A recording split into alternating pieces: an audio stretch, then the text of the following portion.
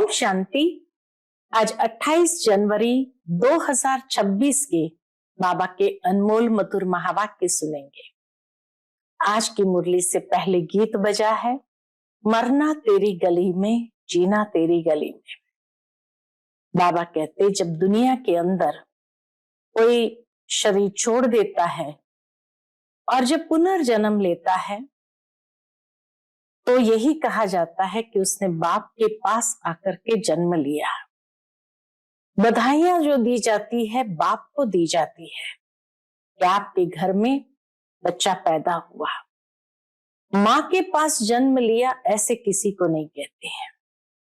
बाबा कहते हैं कि लौकिक रस्म रिवाज है, लेकिन यहां तुम पारलौकिक बाप के पास जन्म लेते हो, पुरानी दुनिया से मर जाते हो और पारलौकिक बाप के पास जन्म लिया, जिस जन्म से ही हम अपने भविष्य 21 जन्म के लिए पुरुषार्थ करते हैं और अपने प्रारब्ध को प्राप्त करते हैं। मनुष्य आत्माएं जब परमात्मा को नहीं जानते हैं, उस पारलौकिक बाप को नहीं जानते हैं, तो एक तरफ तो कह देंगे वो महाज्योति है, तो दूसरी ओर कह देते कि वो नाम रूप से न्यारा है, तीसरी ओर कह देते वो सर्वव्यापी है। तो मनुष्य जब पारलौकिक बाप के विषय में इतनी सारी बातें करते हैं तो कैसे समझ पाएंगे कि वो कौन है। इसीलिए बाबा कहते हैं तुम्हें बाप का परिचय यथार्थ रूप में सबको देना है। वही बाप परम शिक्षक भी है और वही परम सतगुरु भी है, जिनसे हम वर्षा पाते हैं मुक्ति, जीवन मुक्ति का या गति सदगति का। उस परम शिक्षक से हम बेहद की पढ़ाई पढ़ते हैं। तो बाप, टीचर और सतगुरु कैसे आकर के इस वक्त हम बच्चों को अपनी गोद में लेते हैं। सुनते हैं आज के बाबा के अनमोल मधुर महावाक्य। ओम शांति। मीठे बच्चे, मोस्ट बिलवेड शिव बाबा आए हैं तुम बच्चों को विश्व का मालिक बनाने। तुम उसकी श्रीमत पर चलो। आज की मुरली से प्रश्न है, मनुष्य परमात्मा के बारे में कौन सी दो बातें एक दूसरे से भिन्न बोलते हैं? उत्तर है, एक और कहते हैं परमात्मा अखंड ज्योति है और दूसरी ओर कहते हैं वह तो नाम रूप से न्यारा है। ये दोनों बातें एक दूसरे से भिन्न हो जाती है। यथार्थ रूप से न जानने कारण ही पतित बनते जाते हैं। बाप जब आते हैं तो अपनी सही पहचान देते हैं। आज की मुरली से पहले गीत बजा है, मरना तेरी गली में, जीना तेरी गली में। ओम शांति। बच्चों ने गीत सुना, जब कोई मरते हैं तो बाप के पास जन्म लेंगे। कहने में यही आता है कि बाप के पास जन्म लिया, मां का नाम नहीं लेंगे। बधाइयां बाप को दी जाती है। अभी तुम बच्चे जानते हो हम आत्माएं हैं, वह हो गई शरीर की बात। एक शरीर छोड़ फिर दूसरे बाप के पास जाते हैं।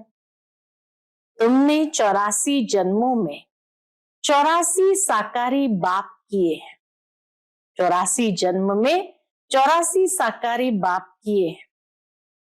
वास्तव में असुल हो निराकार बाप के बच्चे। वास्तविक रूप में हम सब निराकार बाप के बच्चे हैं। तुम आत्मा परम पिता परमात्मा के बच्चे हो, रहने वाले भी वहां के हो जिसको निर्वाण धाम व शांति धाम कहते हैं। असल तुम वहां के रहने वाले हो, बाप भी वहां रहते हैं, उस निर्वाण धाम में ही रहते हैं। यहां आकर तुम लौकिक बाप के बच्चे बनते हो तो फिर उस बाप को भूल जाते हैं। लौकिक बाप के बच्चे बने तो पारलौकिक बाप को भूल जाते हो। सतयुग में भी तुम सुखी बन जाते हो, तो उस पारलौकिक बाप को भूल जाते हो। सुख में उस बाप का कोई सिमरण नहीं करते हैं। तभी तो कहा जाता, दुख में सिमरण सब करे, सुख में करे न कोई। तो बाबा कहते सुख में उस बाप का कोई सिमरण नहीं करते हैं, दुख में याद करते हैं। और याद भी आत्मा करती है।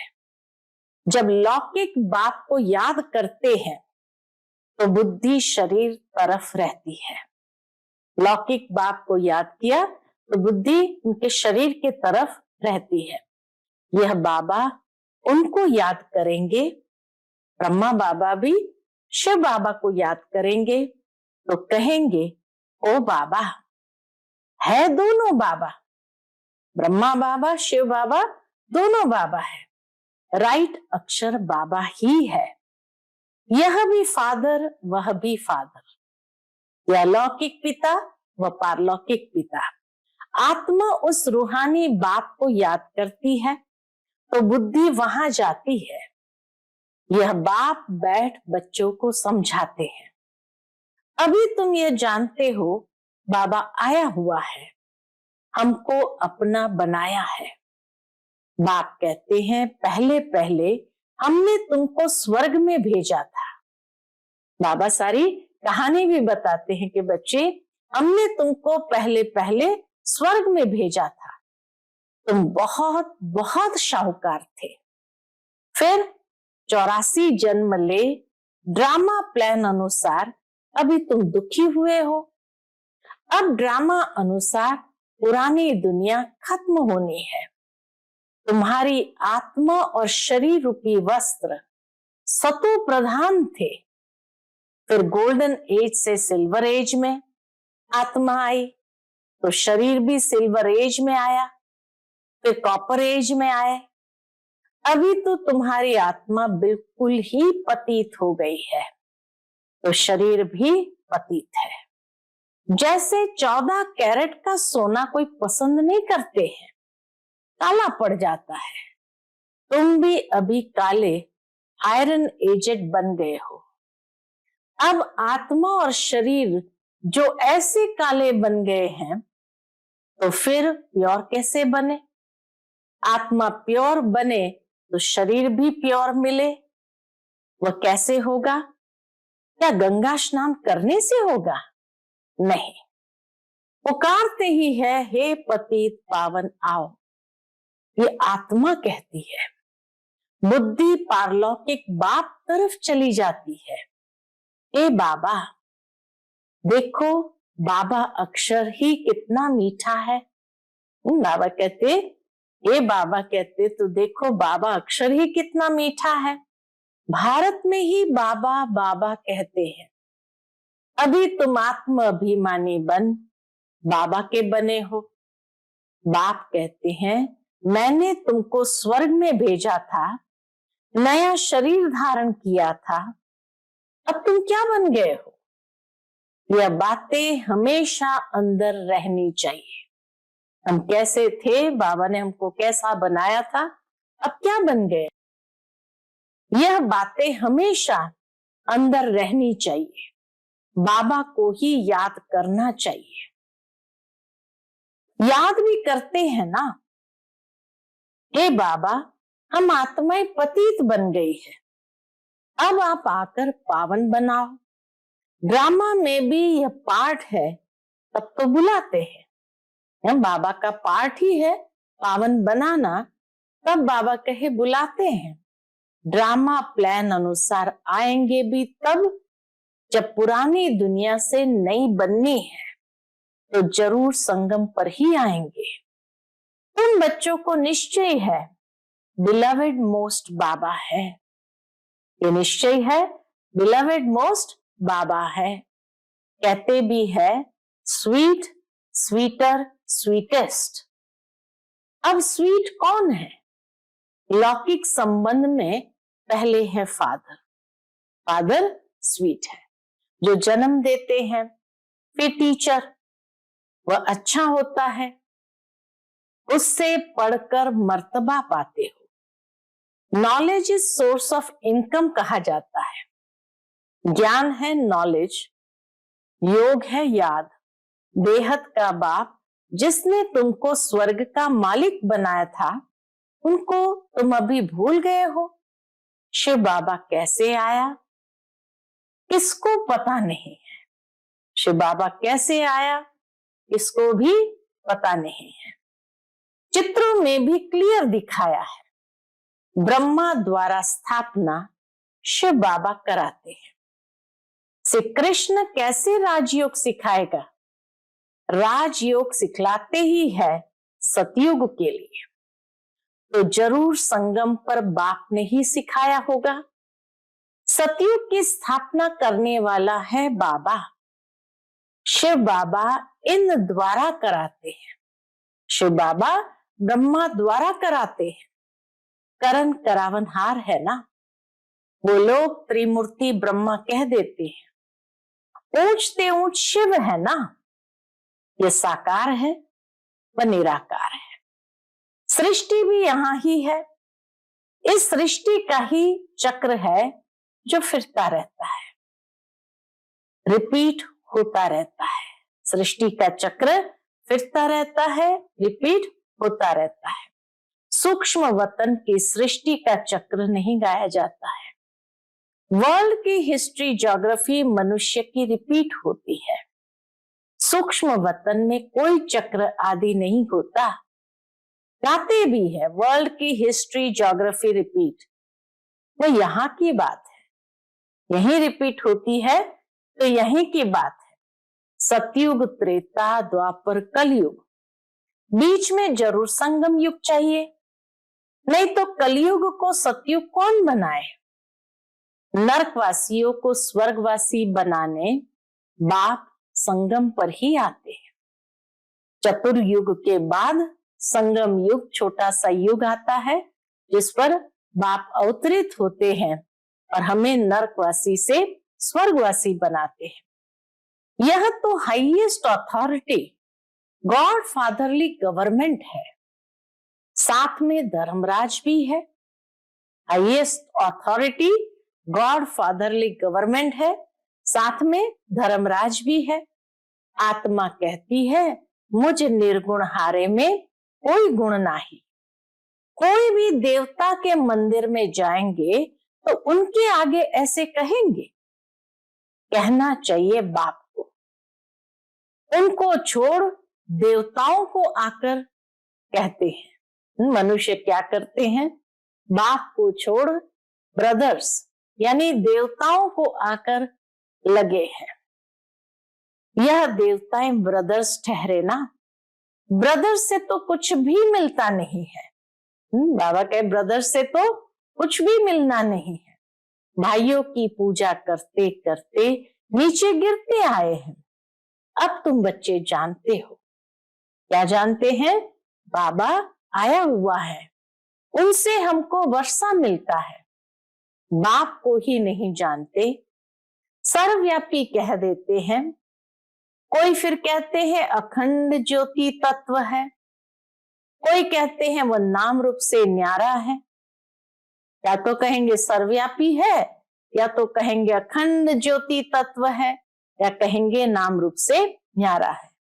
जब अखंड ज्योति स्वरूप है तो फिर नाम रूप से न्यारा कैसे कहते हैं?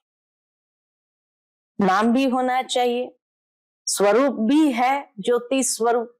तो बाबा कहे जब अखंड ज्योति स्वरूप है तो फिर नाम रूप से न्यारा कैसे कहते हो?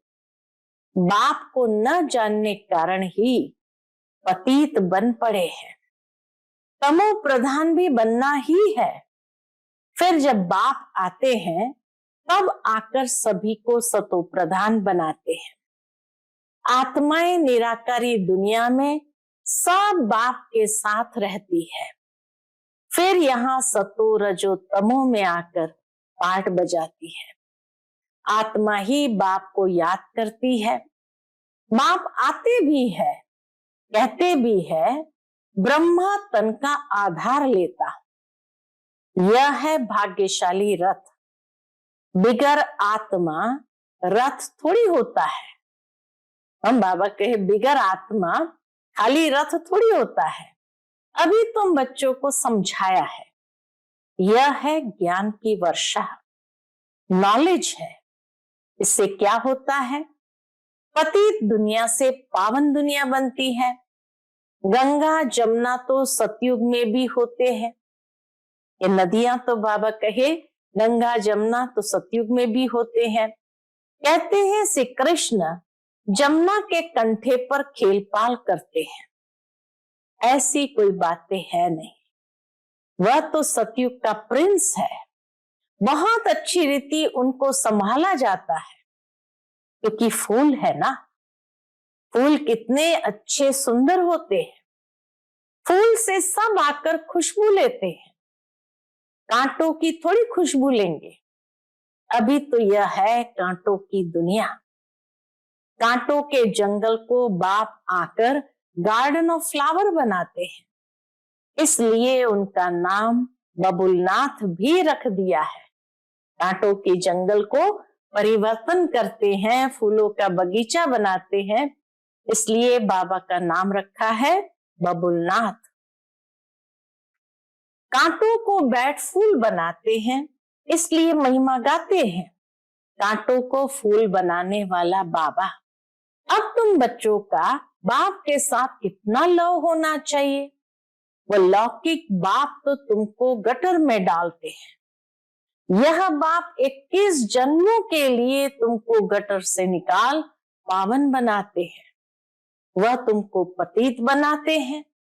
तब तो लौकिक बाप होते भी इसको पुकारते हैं, पारलौकिक बाप को आत्मा याद करती है। अभी तुम जानते हो, क्या जानते हैं? आधा कल्प बाप को याद किया है, बाप आते भी जरूर है, और उसके निशानी है, बाप आते हैं उसकी निशानी है शिव जयंती मनाते हैं ना। तुम जानते हो हम बेहद के बाप के बने हैं। अभी हमारा संबंध उनसे भी है तो लौकिक से भी है। पारलौकिक बाप को याद करने से तुम पावन बनेंगे।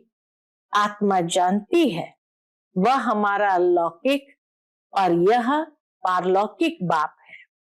भक्ति मार्ग में भी आत्मा जानती है, तब तो कहते हैं हे भगवान, ओ गॉड फादर, अविनाशी फादर को याद करते हैं। वह बाप आकर हेवन स्थापन करते हैं कि किसको भी पता नहीं है। शास्त्र में तो युगों की आयु ही बहुत लंबी चौड़ी लिख दी है। शास्त्र में तो हर युग की आयु कितनी लंबी चौड़ी लिख दी है। ये किसके ख्याल में भी नहीं आता है कि बाप आते ही है पतितों को पावन बनाने, तो जरूर संगम पर आएंगे। कल्प की आयु लाखों वर्ष लिख मनुष्य को बिल्कुल घोर अंधेरे में डाल दिया है।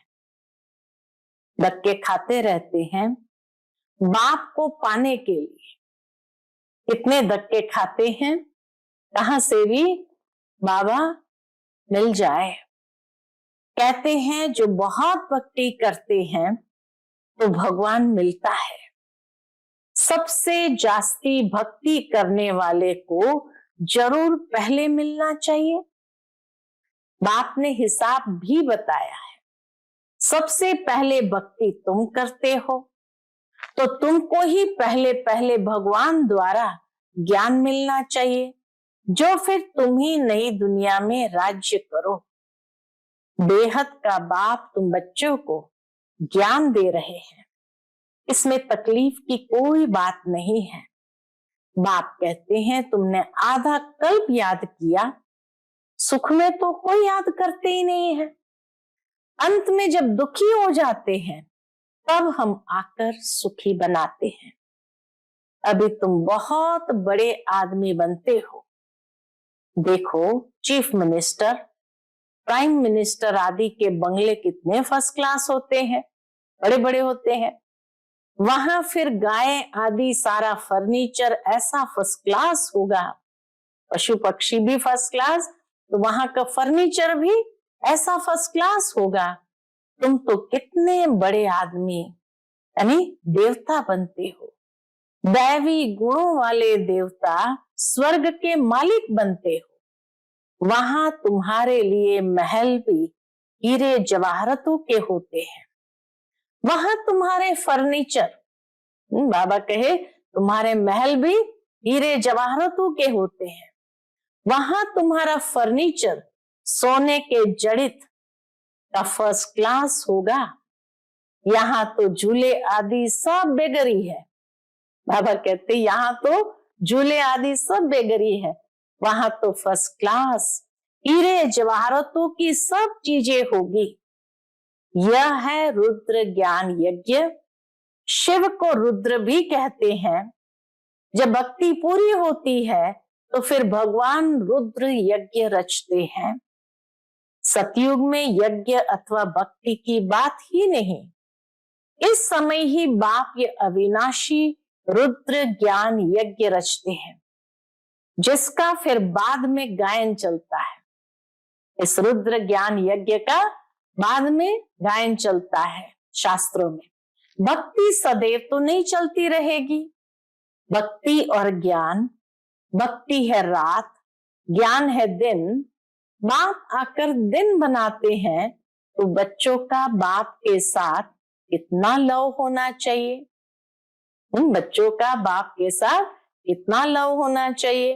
बाबा हमको विश्व का मालिक बनाते हैं, मोस्ट बिलवेड बाबा है। उनसे ज्यादा प्यारी वस्तु कोई हो ना सके। आधा कल्प से याद करते आए हूं, बाबा आकर हमारे दुख हरो। अब बाप आए हैं, समझाते हैं तुमको अपने गृहस्थ व्यवहार में तो रहना ही है। यहाँ बाबा पास कहाँ तक बैठेंगे। बाबा के साथ तो परम धाम में ही रह सकते। यहाँ इतने सब बच्चे तो नहीं रह सकते। टीचर सवाल कैसे पूछेंगे, लाउड स्पीकर पर रिस्पॉन्ड कैसे दे सकेंगे। इसलिए थोड़े थोड़े स्टूडेंट को पढ़ाते हैं। इसलिए बाबा थोड़े थोड़े स्टूडेंट को पढ़ाते हैं। कॉलेज तो बहुत होते हैं, फिर सबके इम्तिहान होते हैं, लिस्ट निकलती है। यहाँ तो एक ही बाप पढ़ाते हैं। यह भी समझाना चाहिए दुख में सिमरण सब उस पारलौकिक बाप को करते हैं। दुख में सिमरण सब उस पारलौकिक बाप को करते हैं। अब यह बाप आया हुआ है। महाभारी महाभारत लड़ाई भी सामने खड़ी है। वह समझते हैं महाभारत लड़ाई में श्री कृष्ण आया, यह तो हो न सके। बेचारे मूंझे हुए हैं ना। बाबा को भी तरस आता है, बेचारे मूंझे हुए हैं ना। फिर भी कृष्ण कृष्ण याद करते रहते हैं। अब मोस्ट बिलवेड शिव भी है तो श्री कृष्ण भी है, परंतु वह है निराकार, वह है साकार। निराकार बाप सब आत्माओं का बाप है दोनों मोस्ट बिलवेड। श्री कृष्ण भी विश्व का मालिक है ना। अभी तुम जज कर सकते हो जास्ती प्यारा कौन। शिव बाबा ही तो ऐसा लायक बनाते हैं ना। श्री कृष्ण क्या करते हैं, बाप ही तो उनको ऐसा बनाते हैं। बाप ही उनको ऐसा बनाते हैं। तो गायन भी जास्ती उस बाप का होना चाहिए। शंकर का डांस दिखाते हैं, वास्तव में डांस आदि की तो बात ही नहीं। बाप ने समझाया है तुम सब पार्वतियां हो। ये शिव अमरनाथ तुमको कथा सुना रहे हैं। वह है वाइसलेस वर्ल्ड, विकार की बात नहीं। बाप विकारी दुनिया थोड़ी रचेंगे। विकार में ही दुख है, विकार में ही दुख है। मनुष्य हठयोग आदि बहुत सीखते हैं, गुफाओं में जाकर बैठते हैं, आग से भी चले जाते हैं। रिद्धि सिद्धि भी बहुत है, जादूगरी से बहुत चीजों को निकालते हैं। भगवान को भी जादूगर, रत्नाकर, सौदागर कहते हैं, तो जरूर चैतन्य है ना। चैतन्य को ही जादूगर, रत्नाकर, सौदागर कहते हैं। कहते भी है मैं आता हूं, जादूगर है ना। मनुष्य को देवता, बेगर से प्रिंस बनाते हैं। ऐसा जादू कभी देखा? पूछते बाबा, ऐसा जादू कभी देखा? अच्छा, मीठे मीठे सिकिलते बच्चों प्रति माता पिता बाप दादा का याद प्यार और गुड मॉर्निंग। रूहानी बाप की रूहानी बच्चों को नमस्ते। हम सभी रूहानी बच्चों की रूहानी माता पिता बाप दादा को याद प्यार, गुड मॉर्निंग और नमस्ते। नमस्ते। शुक्रिया बाबा, शुक्रिया। आज की मुरली से धारणा के लिए मुख्य सार है। पहली पॉइंट, फूलों के बगीचे में चलना है, इसलिए खुशबूदार फूल बनना है। किसी को भी दुख नहीं देना है। एक पारलौकिक बाप से सर्व संबंध जोड़ने हैं। दूसरी पॉइंट, शिव बाबा प्यारे से प्यारा है, उस एक को ही प्यार करना है। सुखदाता बाप को याद करना है। आज का बाप दादा का मधुर वरदान हम बच्चों के प्रति है, किसी की कमी कमजोरी को न देख अपने गुण व शक्तियों का सहयोग देने वाले मास्टर दाता भव। किसी की कमी कमजोरी को न देख अपने गुण व शक्तियों का सहयोग देने वाले मास्टर दाता भव। मास्टर दाता वह है जो सदा इसी रूहानी भावना में रहते कि सर्व रूहें हमारे समान वर्षे के अधिकारी बन जाए। किसी के भी कमी कमजोरी को न देख वे अपने धारण किए हुए गुणों का, शक्तियों का सहयोग देते हैं। किसी की कमी कमजोरी को न देख वह आत्मा अपने धारण किए हुए गुणों का, शक्तियों का सहयोग देते हैं। ये ऐसा ही है। इस भावना के बजाय मैं इसको भी बाप समान बनाऊं, ये भावना रहती है। ये शुभ भावना हो, साथ साथ यही श्रेष्ठ कामना हो कि यह सर्व आत्माएं कंगाल, दुखी, अशांत से सदा शांत, सुख रूप माला माल बन जाए, तब कहेंगे मास्टर दाता। आज का स्लोगन है, मनसा वाचा कर्मणा, सेवा करने वाले ही निरंतर सेवाधारी है। उनके हर श्वास में सेवा समाई हुई है। मनसा वाचा कर्मणा, सेवा करने वाले ही निरंतर सेवाधारी है। उनके हर श्वास में सेवा समाई हुई है। आज का अव्यक्त इशारा, इस अव्यक्त मास में बंधन मुक्त रह जीवन मुक्त स्थिति का अनुभव करो। उसके अंतर्गत बाबा कहते, पहले अपनी देह से, देह के संबंध से और पुरानी दुनिया की स्मृति से मुक्त बनो।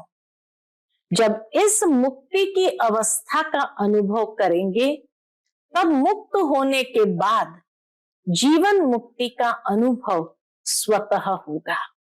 तो चेक करो, जीवन में रहते हुए देह, देह के संबंध और पुरानी दुनिया की आकर्षण से कहां तक मुक्त बने हैं। अच्छा, ओम शांति।